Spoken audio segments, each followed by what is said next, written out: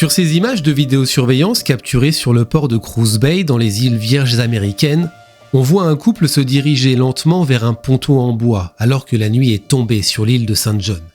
Ils marchent côte à côte, se tiennent même la main, puis descendent les marches et montent dans une petite embarcation. L'homme est plutôt grand, bronzé, vêtu d'un polo et d'un short. La femme, elle, porte un haut léger, un short et des sandales.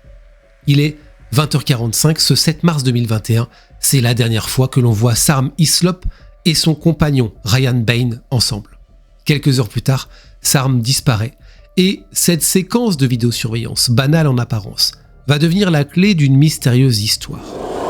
Autre bateau, autre lieu pour une toute autre histoire, celle de Tom et Jackie Hawkes, un couple de retraités très amoureux qui a passé sa vie entière à travailler pour pouvoir réaliser leur rêve, celui de vivre sur un yacht au rythme des marées et des couchers de soleil, loin du tumulte du monde. Mais le 15 novembre 2004, ils ne savent pas qu'ils entament leur dernière traversée. Ce qui devait être la dernière étape d'un rêve de liberté va devenir l'un des crimes les plus glaçants de la côte californienne. Deux affaires, deux lieux, deux contextes radicalement différents qui vont nous amener à nous poser cette question. Et si la vérité n'était pas très loin ?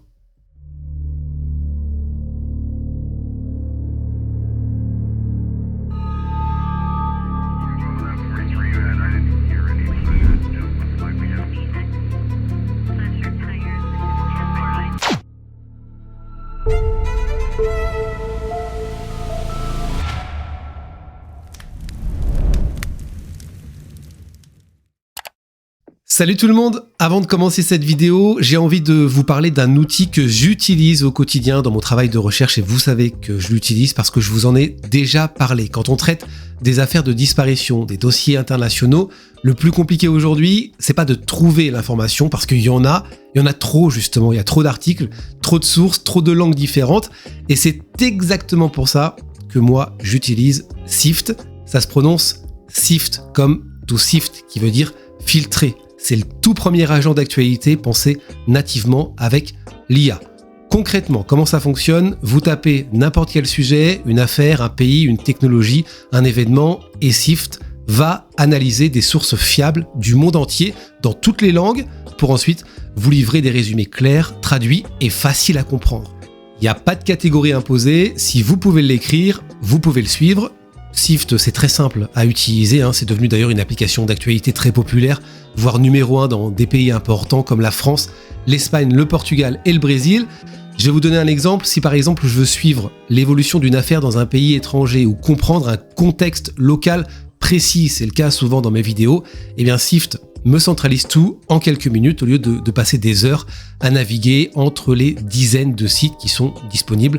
Vous recevez des résumés en temps réel, des briefings quotidiens, des notifications si quelque chose d'important évolue. Et si vous préférez écouter plutôt que lire, eh bien les mises à jour sont aussi disponibles en format podcast. Et le plus important, c'est que c'est totalement gratuit. L'application est disponible sur iOS, Android et sur le web. Je vous mets évidemment le lien en description. Donc si vous aimez comprendre ce qui se passe en profondeur et pas juste survoler les titres, je vous conseille d'aller tester Sift dès maintenant. Allez, c'est parti, on ne perd pas de temps, on entre dans nos deux affaires du jour.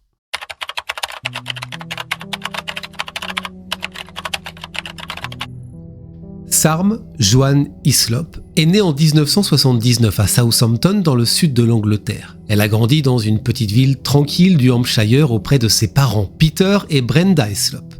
Ceux qui la connaissent parle d'elle comme d'une personne chaleureuse, curieuse, profondément bienveillante, toujours tournée vers les autres, très soucieuse d'être libre dans sa vie.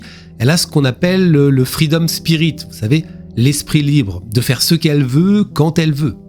Elle a un frère jumeau, et les liens familiaux sont très forts. Très tôt, elle développe une passion pour les voyages et l'océan.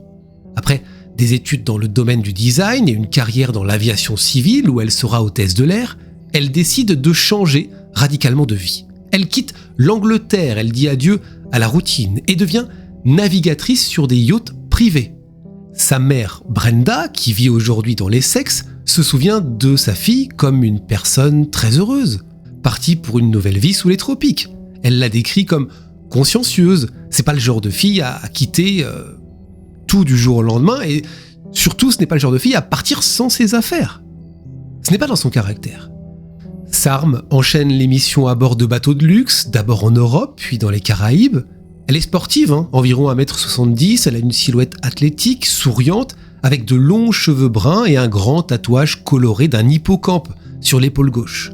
Elle a 41 ans, elle est célibataire depuis peu lorsqu'en 2020, elle rencontre un Américain qui est basé aux îles Vierges, qui s'appelle Ryan Bain.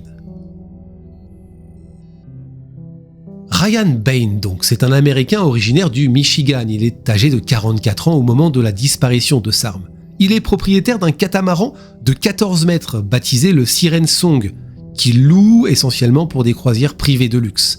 Ancien consultant dans l'immobilier, il a tout quitté lui aussi pour naviguer dans les Caraïbes. Sur les réseaux sociaux, il partage de belles images de plages désertes, de couchers de soleil en mer, de soirées sur le pont. C'est la vie rêvée en quelque sorte. C'est donc cet homme que Sarm rencontre en 2020. Il tombe amoureux et très vite elle va accepter un poste sur son bateau comme cuisinière et assistante. Leur relation va évoluer assez rapidement. Elle emménage à bord, ensemble ils vont vivre un petit peu reclus dans une forme de huis clos flottant entre croisières, excursions privées et moments de solitude lorsque le bateau est au mouillage. En fait, pour revenir un peu sur leur rencontre, c'est en juin 2020 donc qu'ils se rencontrent à la Barbade précisément via une application de rencontre. Elle va juste après ça retourner en Europe quelques semaines avant de revenir fin 2020 définitivement animée par l'espoir d'une belle histoire. C'est au début du mois de mars 2021 qu'elle embarque donc sur le Siren Song, le catamaran de Ryan, amarré au large de l'île de Saint John, dans les îles Vierges américaines. Ils vivent et travaillent ensemble. Sarm sert de cuisinière sur le bateau, tandis que Ryan est capitaine. Les amis de la jeune femme soulignent qu'elle se sentait heureuse et épanouie. D'après eux, elle était impatiente de ce nouveau départ.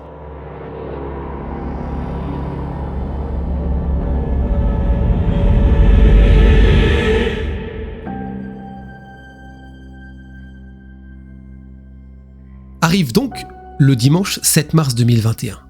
Dans l'après-midi, le couple est toujours sur l'île de Saint John. Vers 19h, ils décident de rejoindre le 420 Center, c'est un restaurant-bar de Cruz Bay, pour dîner. Toute la soirée, rien ne laisse présager le drame qui va arriver parce que, selon les témoignages, les deux sont souriants, ils ont l'air complices. Après le dîner, le couple quitte donc le bar en tenue décontractée et se dirige vers l'annexe, le petit canot qui les attend. Des caméras du port enregistrent d'ailleurs ce moment.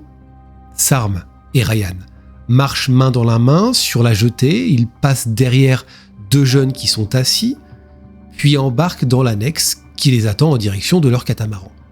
Le Siren Song est ancré à environ 61 mètres du rivage, c'est pas si loin que ça, devant Franks Bay sur la côte nord-ouest de Saint John. La navette nocturne vers le bateau paraît durer plus d'une heure selon le décompte des images de vidéosurveillance que les enquêteurs ont pu eux visionner.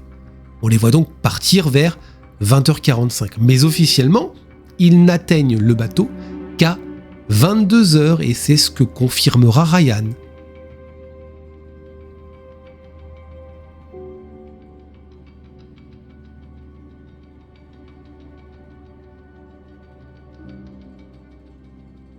Cette zone d'ombre intrigue les enquêteurs. Le commissaire de police des îles Vierges, qui s'appelle Mario Brooks, va estimer que la chronologie de Monsieur Bain, de Ryan, est suspecte.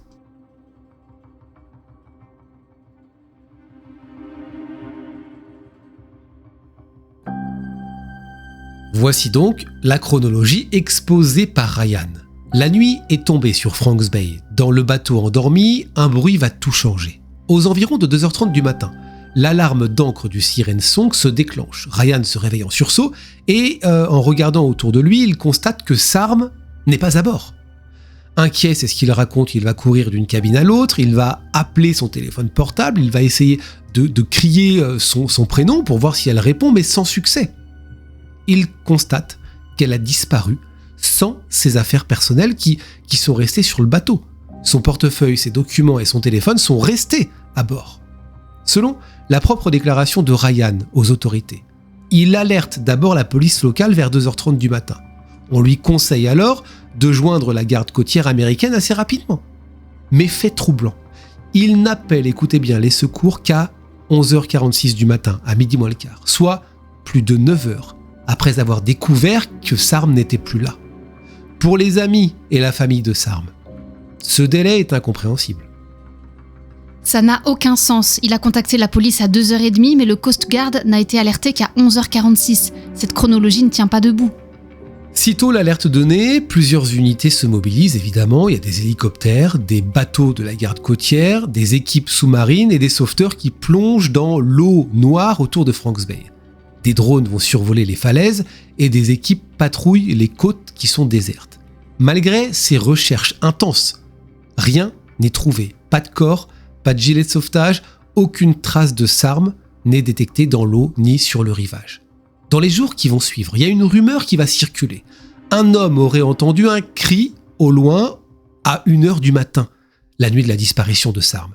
Ce témoignage, c'est un riverain, il promenait son chien, est rapporté aux journalistes.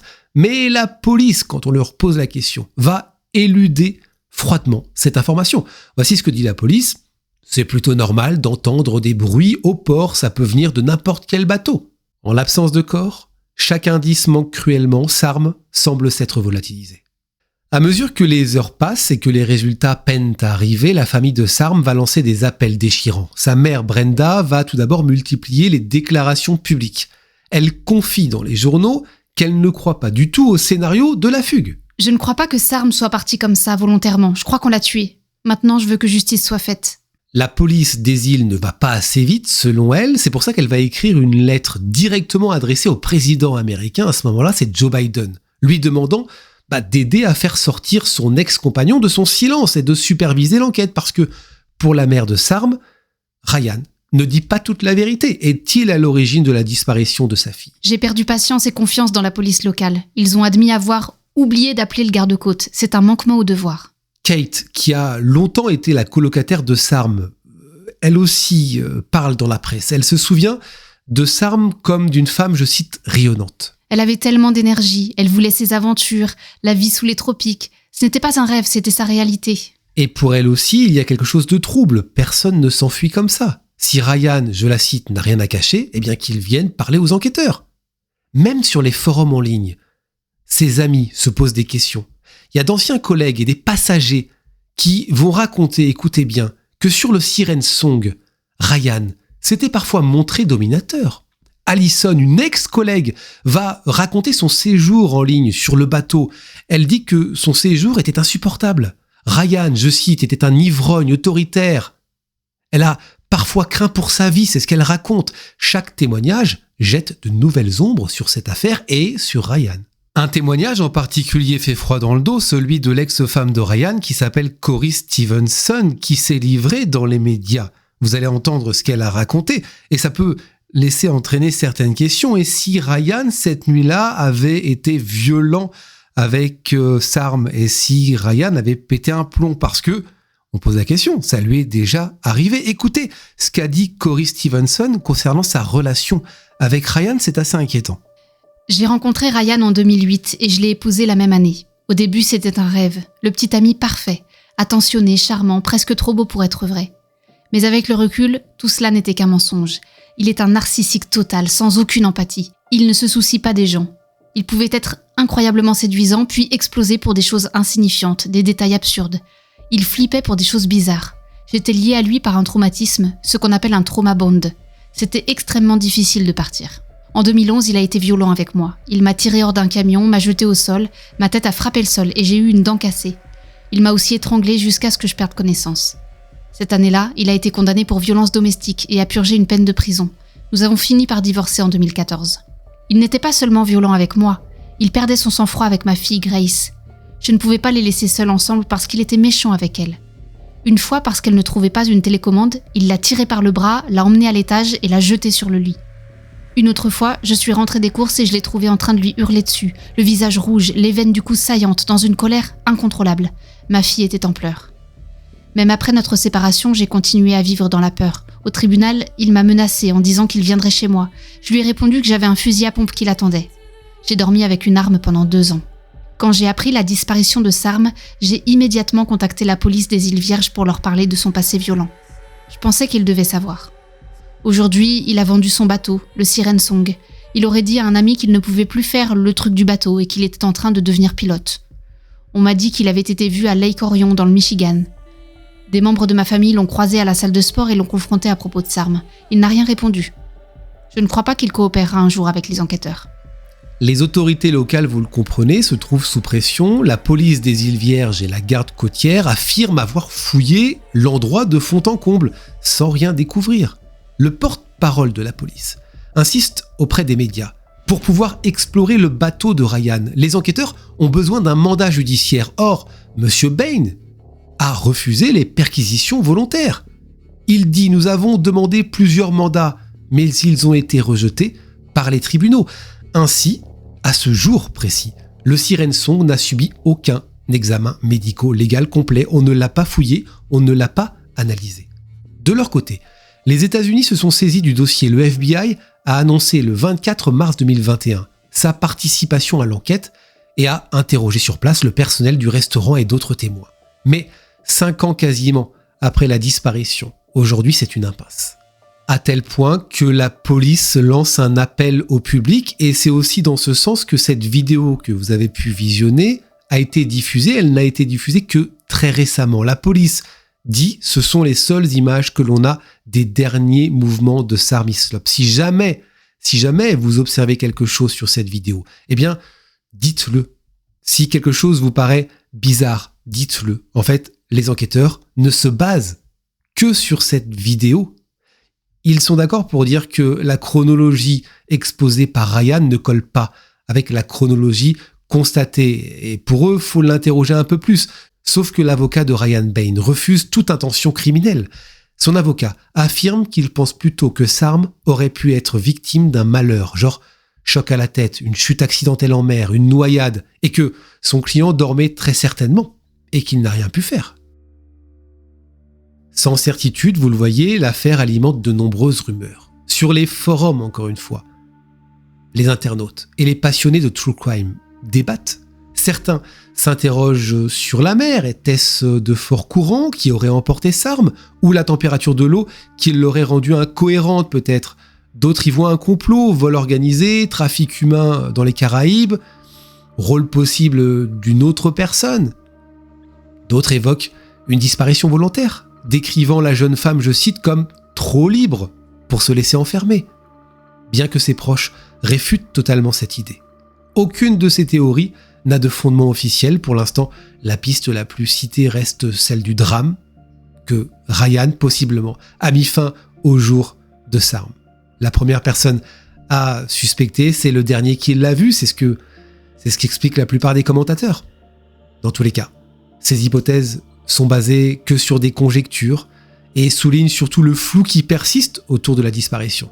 Les seules informations sûres restent celles diffusées par la police, la famille et la presse. Quasiment 5 ans après sa disparition, le mystère de Sarm Hislop demeure entier. Aucune piste nouvelle n'a permis de retrouver sa trace. Aucune preuve qu'elle ait mis fin à ses jours, d'un accident. Aucun suspect n'a été désigné. La famille désespérée multiplie les appels, les initiatives. Ils ont créé des pétitions. Ils ont demandé au gouvernement d'intervenir, au gouvernement britannique et américain. En septembre 2025, la diffusion d'une mini-série documentaire sur la BBC qui s'appelle Missing in Paradise a rappelé l'affaire à l'attention du public, révélant de nouvelles séquences vidéo, celles que l'on vient de voir justement. Mais aujourd'hui, c'est un grand trou noir qui subsiste. La seule certitude est qu'en ce moment même, au milieu de l'océan, quelque part sous les étoiles tropicales, quelqu'un détient peut-être la vérité. Peut-être qu'un jour, un autre indice fera son apparition ou que quelqu'un avouera.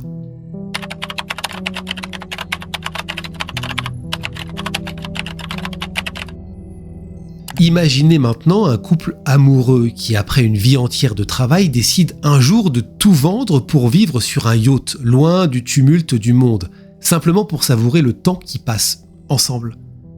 Tom et Jackie Hawkes vivent précisément ce rêve éveillé, à bord de leur yacht, qui s'appelle le Well Deserved. Un yacht qui vogue sur la mer de Cortés et l'océan Pacifique, comme si la mer devenait leur maison, leur refuge, leur récompense après des années d'efforts et de sacrifices. Tom, pour le présenter, c'est un ancien combattant du Vietnam devenu officier de probation à Prescott en Arizona.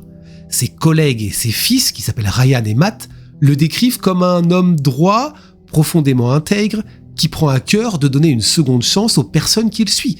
Un homme qui croit à la rédemption et à la responsabilité. Ces responsabilités, lui, il les a prises puisqu'il élève seul ses 2 garçons, après un premier mariage, jusqu'à ce qu'il rencontre Jackie O'Neill lors d'un concours de cuisine au milieu des années 80. Une rencontre presque anodine qui transforme pourtant toute sa vie. Jackie, de son côté, pour la présenter, c'est une femme douce, chaleureuse, qui accepte spontanément de devenir la belle-mère de Ryan et Matt. Elle ne se plaint jamais, elle participe à toutes les idées assez folles de Tom, même les plus audacieuses, les plus imprévisibles. Ils se marient en 1989 et partagent une passion commune pour l'aventure.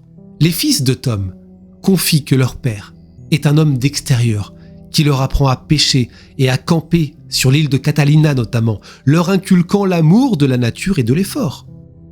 Quand Tom vend la maison en 2001 pour acheter un voilier, Jackie accepte sans hésiter parce qu'elle partage son rêve de liberté.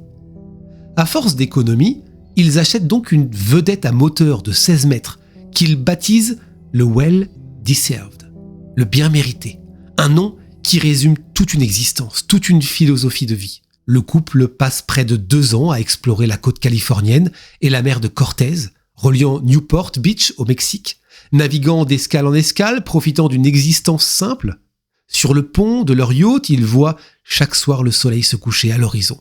Après 2 années de navigation, idyllique, ils décident finalement de ramener leur yacht à Newport Harbor pour être plus près de leur premier petit enfant qui va naître.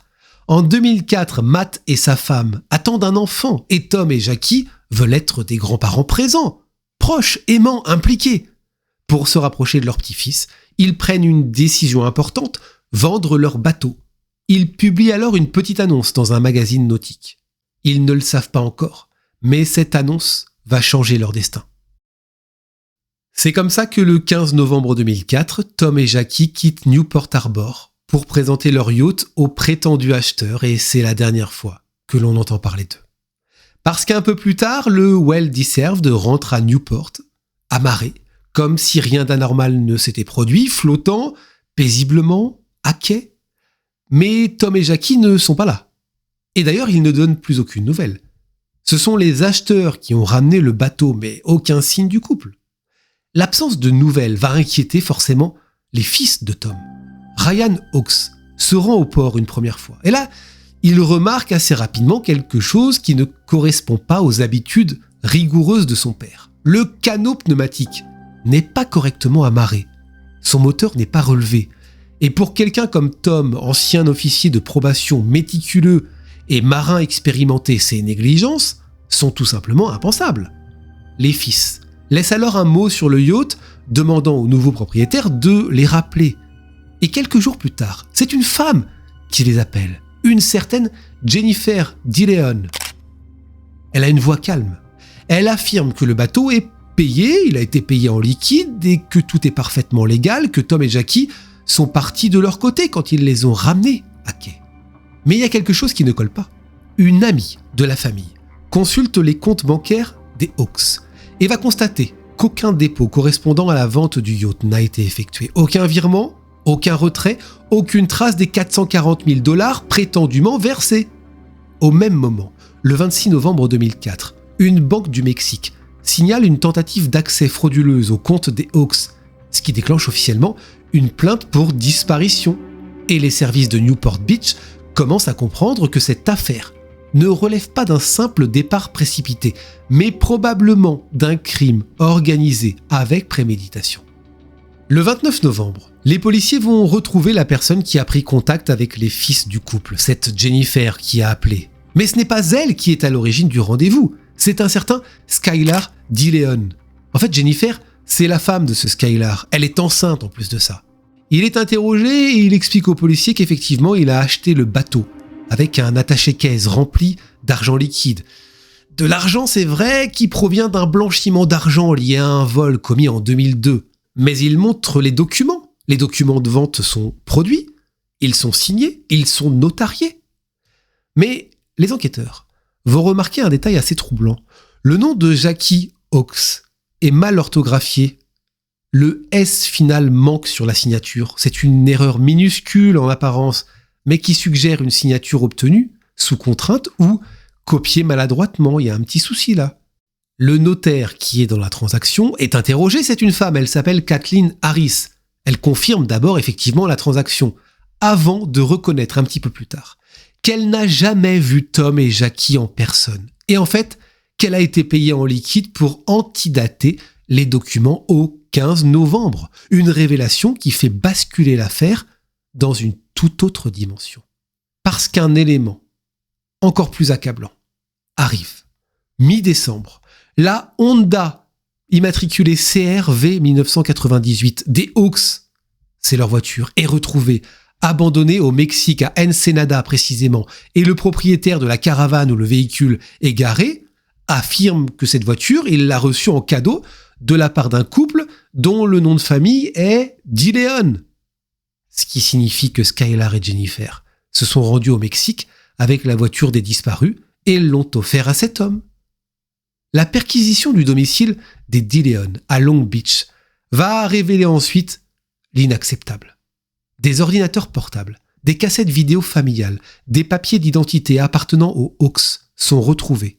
Autant d'objets personnels qui ne devraient jamais se trouver là, dans leur maison. L'analyse ADN va détecter par ailleurs, écoutez bien, l'ADN de Skylar DeLeon sur un bouton du tableau de bord de la voiture de la Honda. Et les éléments matériels commencent à dessiner un schéma cohérent, froid, méthodique.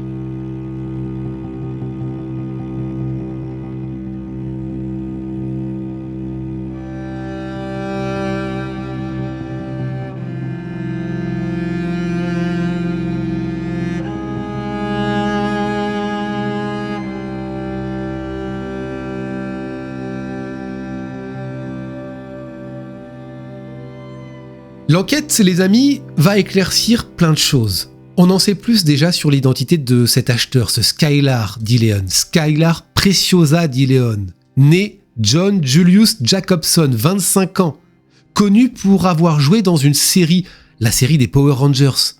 Son enfance a été marquée par la violence et la criminalité. Il affirme n'avoir jamais ressenti l'amour de ses parents. Après avoir quitté le domicile familial, il s'enrôle dans l'armée, mais il déserte. Il dérive, il rencontre Jennifer Henderson sur Internet. Elle travaille comme coiffeuse, elle vit dans le garage de ses parents à Long Beach. Le couple se marie rapidement. Ils ont une fille, un second enfant est en route parce que Jennifer est enceinte. Leur relation, c'est un mélange explosif entre manipulateur en quête d'argent et jeune femme gâtée. Ils sont tous les deux endettés, alors lui va commettre des cambriolages, il va se retrouver en prison. C'est là qu'il va faire la connaissance d'un homme qui sera important pour la suite. Alonzo Machin, c'est son nom, c'est un surveillant de prison. Le scénario se dessine. Skylar DeLeon a besoin d'argent pour subvenir aux besoins de sa famille, mais surtout, écoutez bien, pour financer son changement de sexe. C'est un projet qui n'est encore qu'une obsession coûteuse et lointaine. Il lui faut de l'argent, beaucoup d'argent, et rapidement, alors il a une idée. Pour réaliser cette idée, il faut des complices, et le couple n'en manque pas. John Fitzgerald, qui est surnommé Crazy John, qui a 40 ans, c'est un chef de gang de Long Beach. Il est recruté comme exécuteur robuste. Alonzo Machin, vous savez, rencontré en détention, là, le surveillant de prison, il est aussi dans le coup. Skylar lui promet de l'argent. Et enfin, il y a un dernier complice, Myron Gardner, qui va jouer l'intermédiaire entre DeLeon et le Crazy John.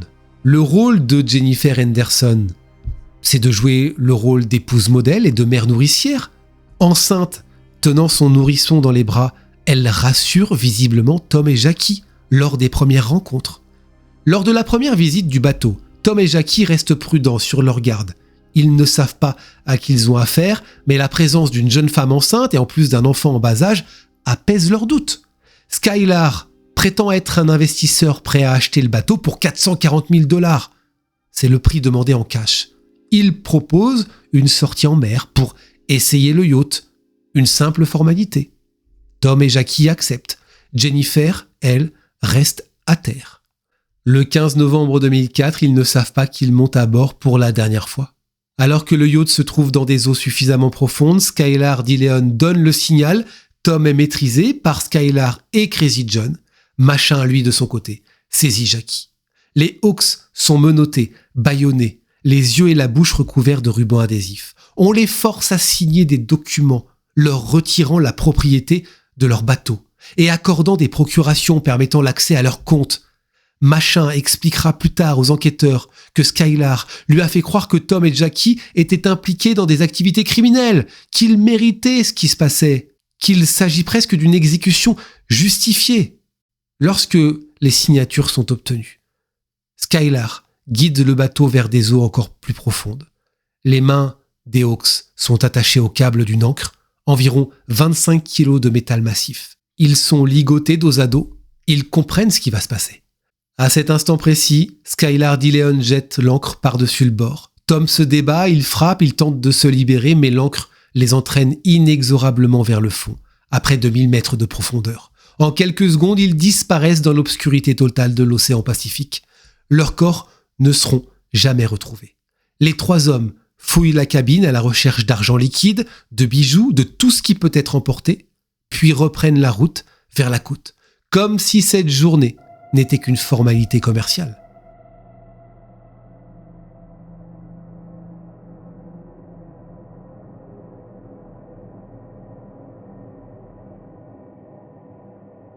Les procédures judiciaires vont s'étaler sur plusieurs années, transformant l'affaire des Hawks en l'un des dossiers criminels les plus marquants de la côte californienne, tant par la brutalité du crime que par la personnalité déroutante de son instigateur. Le procès de Jennifer, pour commencer, s'ouvre en 2006 et soulève immédiatement une émotion intense. On projette au tribunal une vidéo montrant Tom et Jackie souriant à bord de leur bateau, filmés lors de vacances, amoureux, insouciants, profitant de la mer, comme si rien ne pouvait troubler leur sérénité. Et d'ailleurs, plusieurs proches pendant ce procès ne tiennent plus, ils sont submergés par les larmes face à ces images devenues insupportables parce qu'elles rappellent tout ce qui a été perdu. Sur le banc des accusés, Jennifer campe sur son double rôle, femme enceinte, souriante et mère de famille aimante. Mais pour l'accusation, cette image rassurante sert à mettre en confiance le couple, à désarmer leurs doutes, à faciliter l'accès au bateau. À la barre, le procureur Matt Durfee aura ces mots « C'est à cause d'elle que ces gens sont assassinés ». Il la pointe du doigt. Elle a joué un rôle central dans le piège.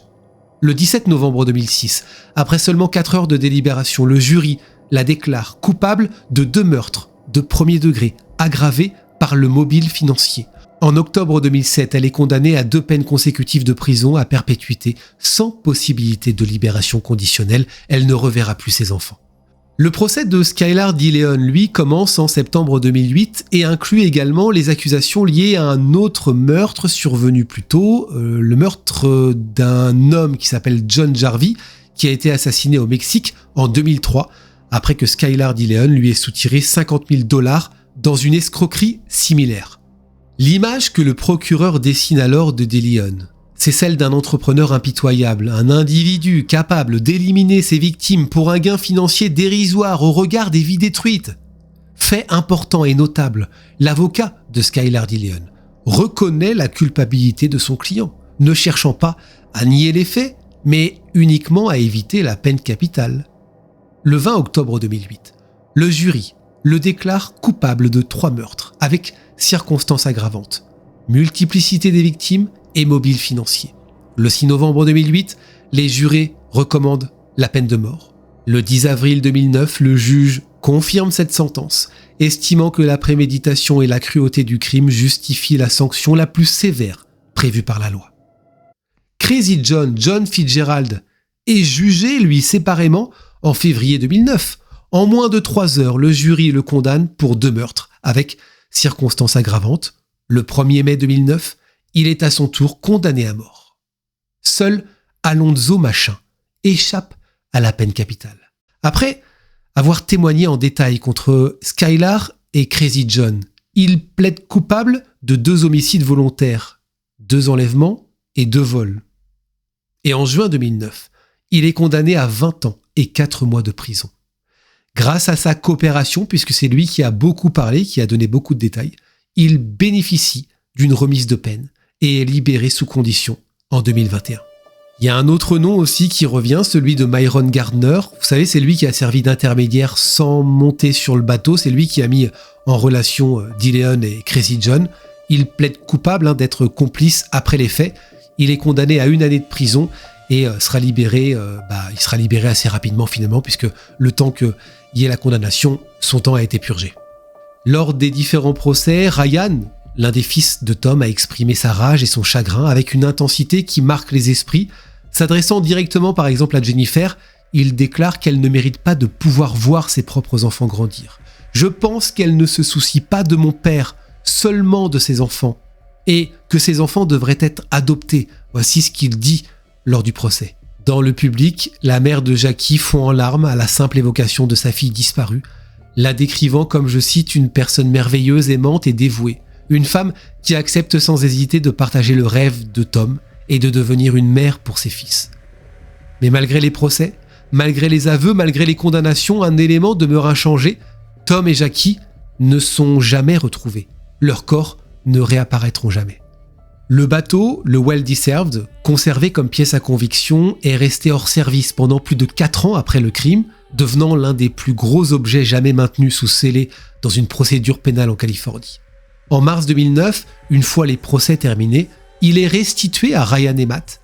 Les 2 frères envisagent de le vendre, non pas parce que le souvenir est insupportable, même si effectivement l'ombre du crime plane inévitablement sur chaque pont et chaque cabine de ce bateau, mais parce qu'ils ne peuvent pas en assurer l'entretien.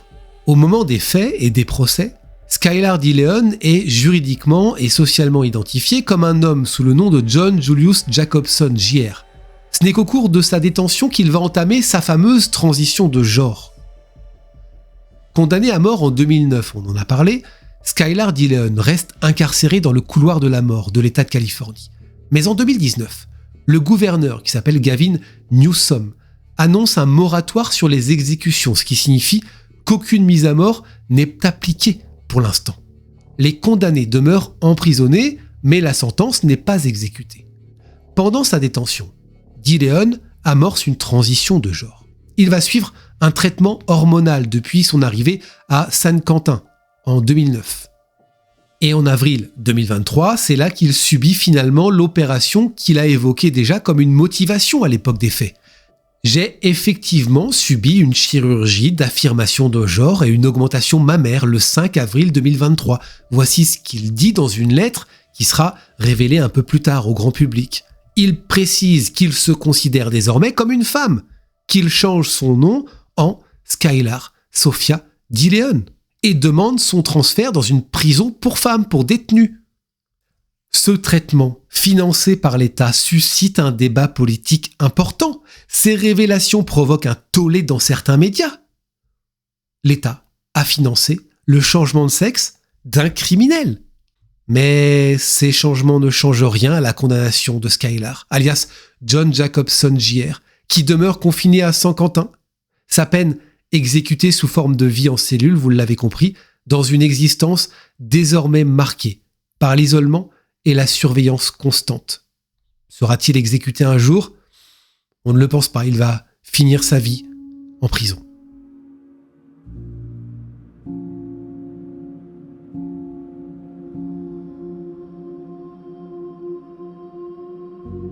Voilà les amis, c'est la fin de cette vidéo. J'attends vos avis en commentaire, comme d'habitude, j'attends vos réactions et vous savez ce qu'on fait, généralement on va voir sur les dernières vidéos, les commentaires qui ont été les plus likés, qui sont mis en avant parce qu'ils sont soit recommentés à leur tour, soit likés, ce qui fait que ça propulse les commentaires en haut de la pile des commentaires. Et donc la vidéo qui m'intéresse aujourd'hui, c'est la dernière vidéo qui est sortie au moment où j'enregistre celle-ci.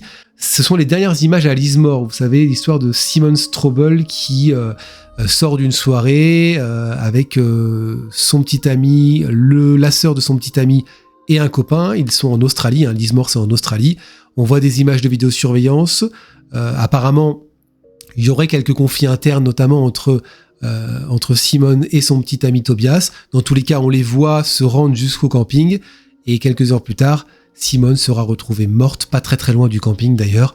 Tobias sera longtemps suspecté. Il n'y a pas forcément d'indices finalement qui mènent à lui, d'indices trouvés sur la scène de crime. Aujourd'hui, il est libre, il n'y a rien qui l'accuse, il est considéré comme innocent dans cette affaire. On ne sait pas qui a tué Simone Strobel, mais je vous conseille d'aller voir la vidéo si vous ne l'avez pas encore vue, puisqu'elle est vraiment intéressante et intrigante, surtout.